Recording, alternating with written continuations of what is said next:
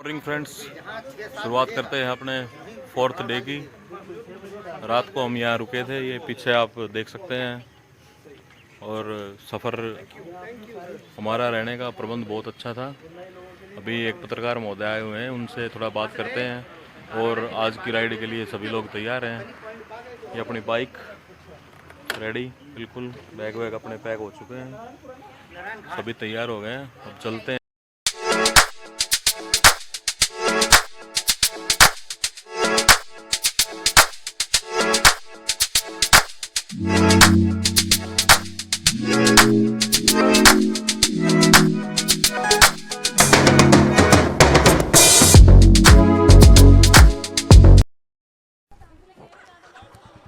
Good morning दोस्तों। और अभी हम यहाँ से निकल चुके हैं पूरी टीम के साथ। सामने आप देख पा रहे हैं वो पत्रकार भाई जो सुबह आए हुए थे। अब उनके साथ हम थोड़ा लोकल साइट सीन के लिए जा रहे हैं और निकलते हैं जल्दी यहाँ से। कुछ अच्छी चीज़ें हैं यहाँ पे। ये तो सामने आप देख पा रहे हो कोरियन टेम्पल।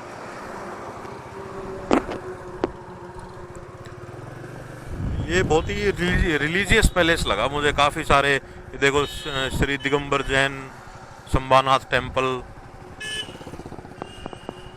आगे है जैन मंदिर।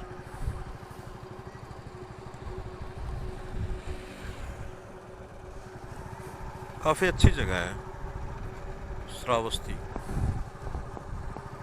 तो दोस्तों नाइट स्टे हमारा काफ़ी शानदार रहा। अच्छी फैसिलिटी प्रोवाइडेड थी इसमें। अगर आप आओ तो आप भी यहाँ रह सकते हो। इसका नाम मैं आपको डिस्क्रिप्शन में डाल दूंगा। अगर नेपाल का आप राइड प्लान कर रहे हो तो यहाँ रुकने का आप एक ऑप्शन रख सकते हो। ये देखो श्वेतांबर जैन मंदिर, Sri Lanka Buddhist temple, Brahma Buddhist temple. Buddhist का तो कुछ ज़्यादा ही वो है यहाँ पे। बहुत सारे टेम्पल्स बना रखे हैं बुद्धिस्ट के।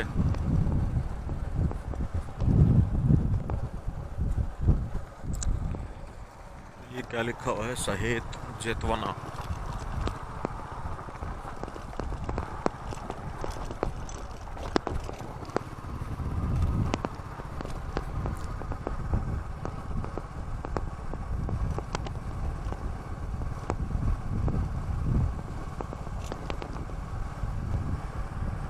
ठंड ज़्यादा है नहीं अभी तो, बढ़िया माहौल है। Government of India archaeological survey of India, पुरातत्व विभाग। खेत भी अच्छे हैं। वो स्तूपा जो हम सुबह जहाँ पे हमने फोटो क्लिक करवाई थी उसके बाजू में होटल था।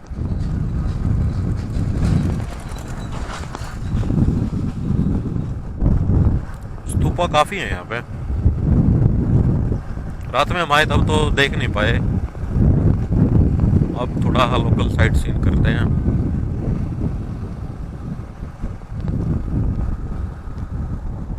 एक ये भी कुछ लग रहा है मंदिर जैसा, महाबोधि सोसाइटी ऑफ इंडिया। पुराना है थोड़ा सा, अच्छा है लेकिन।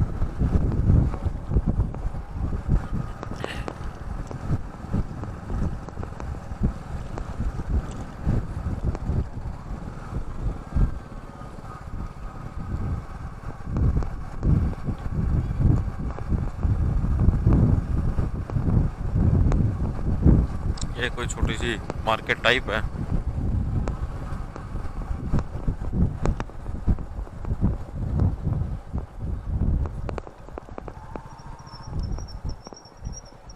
ये है एंट्री यहाँ से। विश्व धरोहर सप्ताह, भारतीय पुरातत्व सर्वेक्षण, लखनऊ मंडल।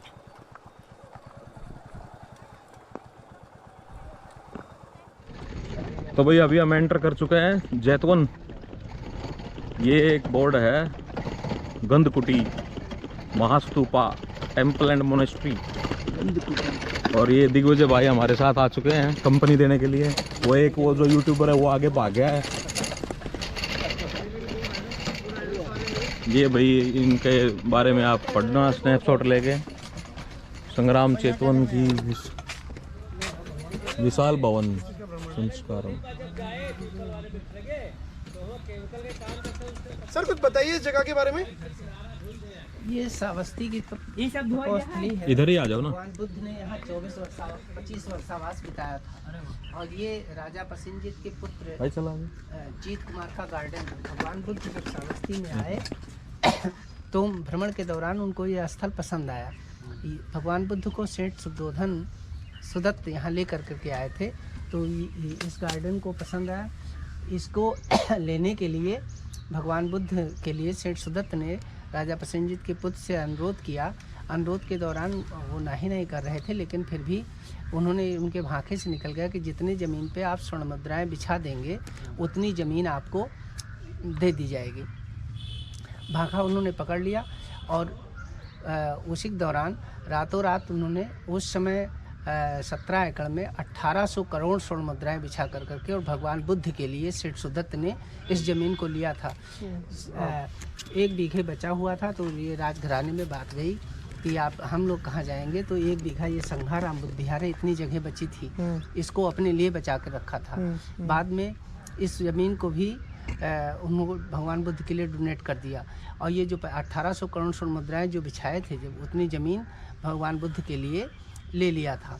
बाद में पैसा भगवान बुद्ध को ही डोनेट कर दिया बुद्ध विहार बनाने के लिए। तो ये उसी के नाम पे राजा प्रसेनजीत के पुत्र जीत कुमार के नाम पे इसका नाम जैतून पड़ा। और यहाँ भगवान बुद्ध ने 25 वर्षावास बिताया था। वो स्थल है वहाँ पे, यहाँ पे हम लोग चल रहे हैं। जी चलो भाई। इनका क्या वो है, मतलब इनका क्या हिस्टोरिकल बैकग्राउंड है? ये जो ईंटों से बने हुए हैं, ये उसी समय का भगवान बुद्ध के पीरियड का ये बुद्ध विहार रहा है। अच्छा तो ये धर्मशाला है, यहाँ पे बहुत खूबसूरत आवास है।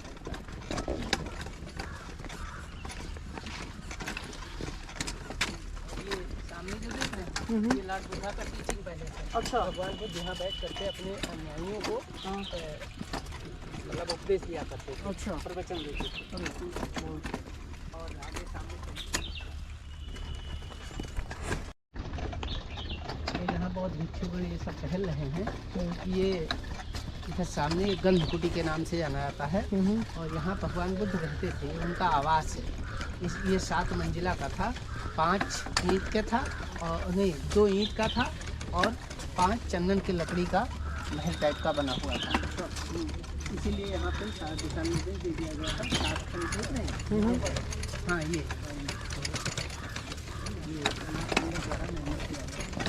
ये भी आप स्नैपशॉट लेके पढ़ सकते हैं इसको। ये सामने जो देख रहे हैं सभा मंडप ऊंचा टिल्ला का है। ये धर्मशाला था, यहाँ भगवान बुद्ध टीचिंग पैलेस, उनका टीचिंग पैलेस है। यहाँ बैठ करके अपने जो बहुत भिक्षु थे, अनुयायी थे, उनको उपदेश देते थे।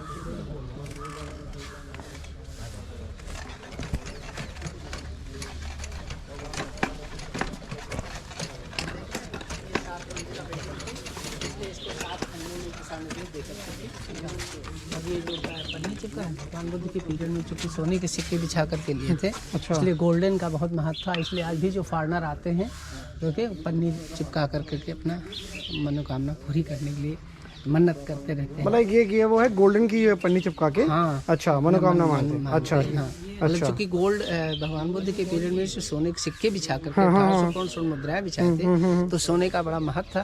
इसलिए उसी उद्देश्य को लेकर करके गोल्डन पन्नी लगाते हैं कि अपनी याचना करते हैं। अच्छा। अच्छा, एक चीज़ बताइए, जैसे टूरिस्ट यहाँ ऑल ओवर द वर्ल्ड से आते हैं, स्पेशली उन कंट्री से जाते हैं जो बौद्धिस्ट कंट्रीज है? नहीं, ऑल वर्ल्ड से आते हैं। 30-35 कंट्री के लोग आते हैं। अच्छा। मतलब बौद्धिस्ट तो आते ही हैं, लेकिन अदर में भी लोग आते रहते हैं। अच्छा, और कोई स्पेशल टाइम जब यहाँ ज़्यादा भीड़ होती है? हाँ, ये मतलब गर्मी के 4 महीने छोड़ करके से सभी महीनों में पर्यटक आते हैं। इसमें पिक सीजन चल रहा है। अच्छा, पिक सीजन चल रहा है। इस समय पिक सीजन चल रहा है। अच्छा, इसमें पूरा उनका पिक सीजन चल रहा है।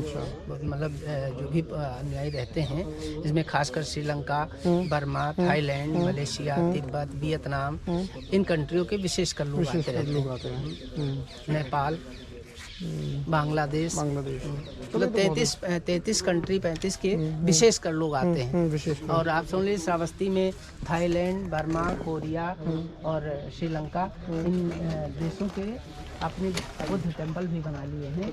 जो अनुयायी आते हैं वो अपना यहाँ विजिट कर करके पूजा अर्चना करते हैं।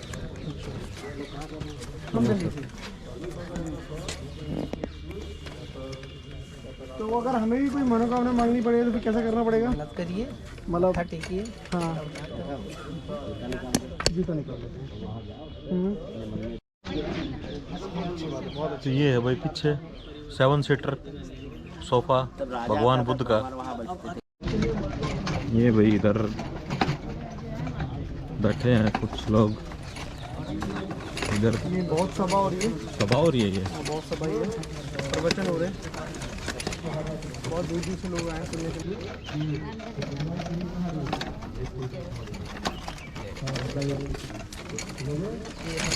भगवान बुद्ध के नज़दीकी बौद्ध भिक्षु थे आनंद, ये उनकी कुटी है। ये खुदाई में ये वाली? हाँ, ये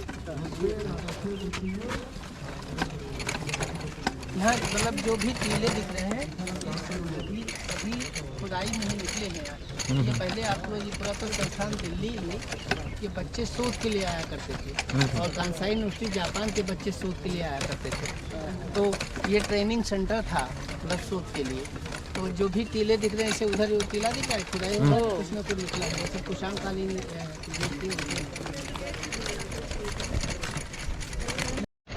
ये सामने आप देख पा रहे हैं बौद्ध ट्री।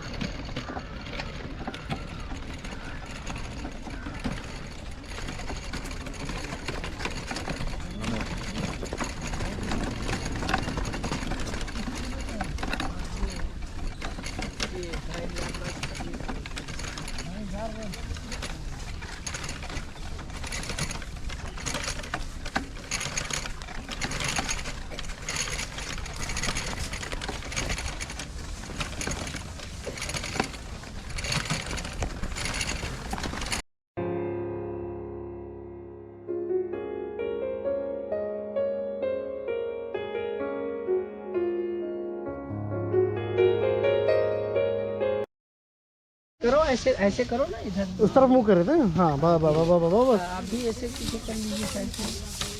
तो ये वो स्थल है जहाँ भगवान बुद्ध 25 वर्षावास बिताए थे। ये उसी समय का वृक्ष है, 2500 वर्ष पहले का। यहाँ पे 25 वर्षावास भगवान बुद्ध जब जाने लगे थे तो अपने शिष्यों से कहे कैसे पता चलेगा। तो उस समय 2 वृक्ष थे, बौद्ध गया में रोपित हुआ था, एक यहाँ पे। तो ये वही बट वृक्ष है जो 2500 वर्ष पहले का वृक्ष है, उसी की टहनी बची हुई है। हाँ, 2500 वर्ष पहले का ही वृक्ष है, उसी की ये टहनी आज भी विद्यमान है। इसमें पेड़ में जान नहीं, एंगल से रोके हुए हैं चारों तरफ से। अच्छा। और थोड़ा मिट्टी और केमिकल पुरातत्व विभाग की तरफ से डाल दिया गया है, तो देखने में लग रहा है कि पेड़ में जान आ गया है, पेड़ में सूखापन आ गया था। तो ये उसी स्थल पे हैं आप जहाँ पे भगवान बुद्ध 25 वर्षावास बिताए थे। ये पूरा प्रांगण 17 एकड़ में फैला हुआ है, और इसी के महत्व से आज पूरे वर्ल्ड में इसका अपना रोल है। करके फोटो ले लीजिए। ये देखिए दोस्तों, सामने भगवान बुद्ध की स्वर्ण मूर्ति देख पा रहे हो आप। और ये इधर है 110 फीट ऊंचा स्तूपा, जो कि बहुत ही शानदार लग रहा है देखने में। देखो आप यहाँ से देख पा रहे हो।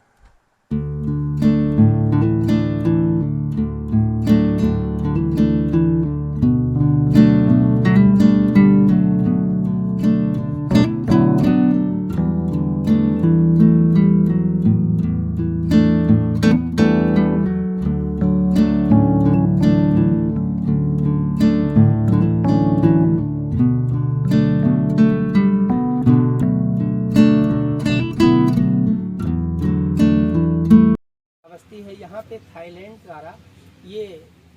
थाईलैंड के द्वारा निर्मित एक महामंकोल थाई मंदिर है। इसका पूरा नाम है महामंकोल वर्ल्ड पीसफुल सेंटर श्रावस्ती। यहाँ की प्रेसिडेंट हैं वांगकोट सिंथिपाल, जिन्होंने 1995 में इसका निर्माण कराया था। यहाँ पे भगवान बुद्ध की जो मूर्ति बनी हुई है, ये 81 फीट की ऊंचाई पे है और पीछे जो स्तूप है वो 111 मीटर की ऊंचाई पे है। भगवान बुद्ध ने 8 शिक्षाएं दी थी, इसलिए स्तूप में 8 प्रवेश द्वार हैं।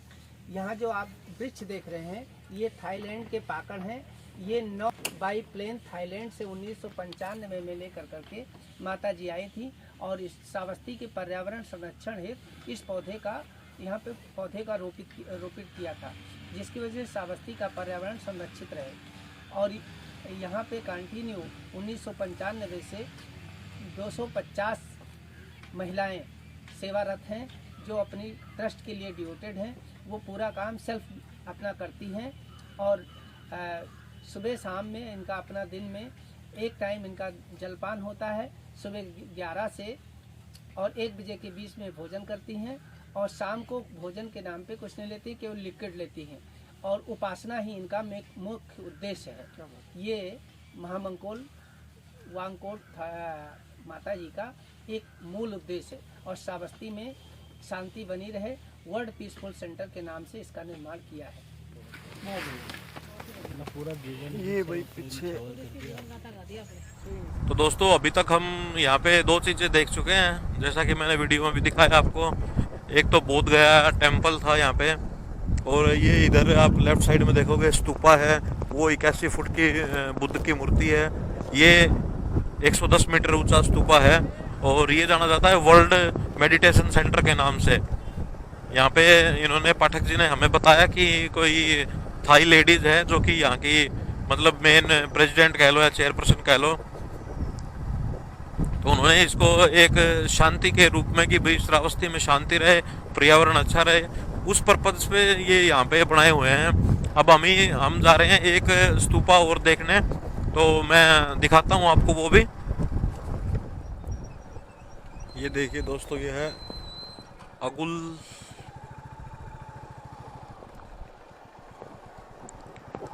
ये देखिए दोस्तों इसकी declaration. This monument has been declared to be national importance under the ancient monuments and archaeological sites and remains act 1958 as updated by the ancient monument and archaeological sites and remains amendment and validation act 2010।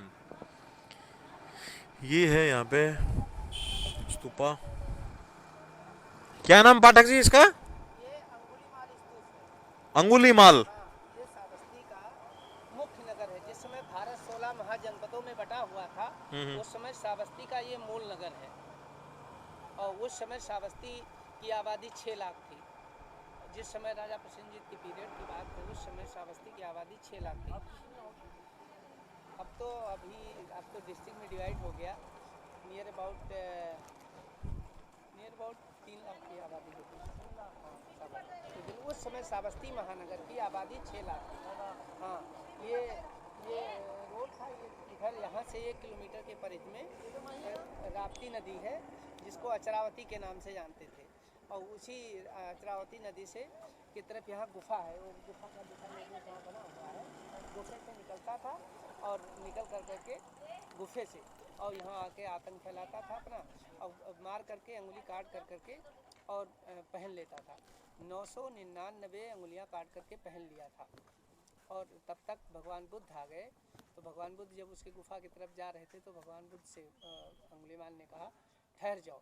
तो भगवान बुद्ध बोले मैं तो ठहर गया, तू कब ठहरेगा? और वहीं उसको ज्ञान प्राप्त हो गया और भगवान बुद्ध के शरण में आ गया। बाद में बौद्ध भिक्षु बन करके अपना जीवन यापन करने लगा। तो वो गुफा का थोड़ा सा डिटेल है वहाँ, और आगे गाड़ी लगाइएगा तो गुफा दिखेगा।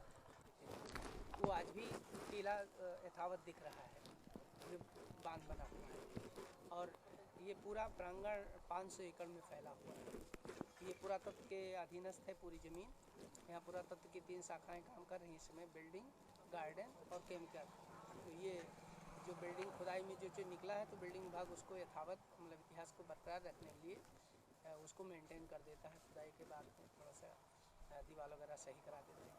और ये अंगुलीमाल का गुफा, इसमें भी श्रीलंका की एक महिला आई थी, बीच में आंगन है तो गिर करके डेथ हो गई, तो इसीलिए इसको सेचुरेट कर दिया चारों तरफ से, बाउंड्री वाल बना करके ताला लगा दिया, बाहर से अपना लोग देख करके तो अंगुलीमाल का इतिहास इसलिए है क्योंकि वो एक आताताई था और उसमें भगवान बुद्ध के शरण में आने की वजह से उसका मनोकामना चेंज हो गई और वो एक अच्छे नागरिक के दृष्टि से हो गया। ये चलो बढ़िया।